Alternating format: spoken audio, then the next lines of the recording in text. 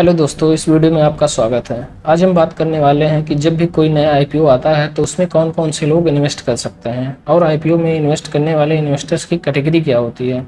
आपके सभी सवालों के जवाब इस वीडियो में मिलने वाले हैं, तो बने रहिए हमारे साथ। लेकिन अगर आपने अभी तक हमारे चैनल को सब्सक्राइब नहीं किया है तो सब्सक्राइब करके बेल आइकन को दबाएँ और नोटिफिकेशन को ऑन कर लें, ताकि हमारे आने वाले सभी वीडियो की नोटिफिकेशन सबसे पहले आपके पास पहुँच जाए।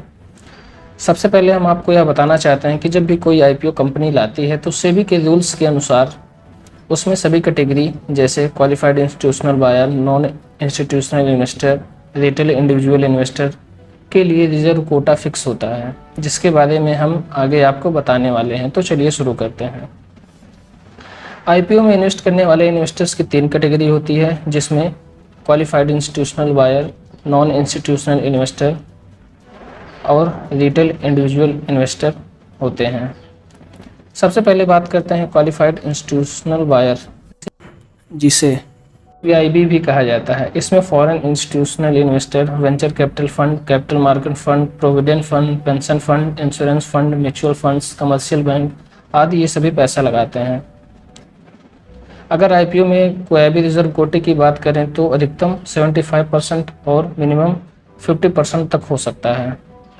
बात करते हैं नॉन इंस्टीट्यूशनल इन्वेस्टर, जिसे हाई नेटवर्थ इंडिविजुअल्स भी कहा जाता है। नॉन इंस्टीट्यूशनल इन्वेस्टर में हाई नेटवर्थ वाले इन्वेस्टर्स पैसा लगाते हैं जो 2 लाख से ऊपर की बोली लगाते हैं। अगर इस आईपीओ में रिजर्व कोटे की बात करें तो अधिकतम 15% तक हो सकता है। अब बात करते हैं रिटेल इंडिविजुअल इन्वेस्टर की। रिटेल इंडिविजुअल इन्वेस्टर मतलब हम और आप जैसे सभी रिटेल इन्वेस्टर की कैटेगरी में आते हैं, जो 2 लाख तक की बोली लगा सकते हैं। क्योंकि अगर आप किसी भी आईपीओ में 2 लाख ऊपर से ऊपर की बोली लगाते हैं तो आप एचएनआई कैटेगरी अथवा हाई नेटवर्थ इन्वेस्टर्स की कैटेगरी में आते हैं, तब आपको एचएनआई कैटेगरी से अप्लाई करना होगा। रिटेल इन्वेस्टर्स की कोटे की बात की जाए तो इसमें अधिकतम 35% और मिनिमम 10% तक हो सकता है। अब हम बात करते हैं कि आईपीओ में ओवर सब्सक्रिप्शन क्या होता है। जब भी कोई कंपनी मार्केट में अपना आईपीओ लेकर आती है तब वह अपने शेयर का लॉट साइज फिक्स करती है और इन्वेस्टर को लॉट के हिसाब से अप्लाई करना होता है, और इन्वेस्टर को कम से कम 1 लॉट के लिए अप्लाई करना होता है। जितने भी शेयर कंपनी मार्केट में लेकर आती है, अगर उससे अधिक मात्रा में इन्वेस्टर्स अपनी बोली लगाते हैं तो वह आईपीओ ओवर सब्सक्रिप्शन माना जाता है। चलिए उसे उदाहरण देकर समझते हैं। माना कोई XYZ company 1 lakh share IPO में लेकर आती है और उसने अपने आईपीओ का लॉट साइज 100 शेयर का रखा है, तो रिजर्व कोटे के अनुसार वीआईबी कैटेगरी का यानी 75% मतलब 75,000 शेयर, एचएनआई कैटेगरी का 15% यानी 15,000 शेयर और रिटेल कैटेगरी के लिए 35% यानी 35,000 शेयर रिजर्व रखा रहता है।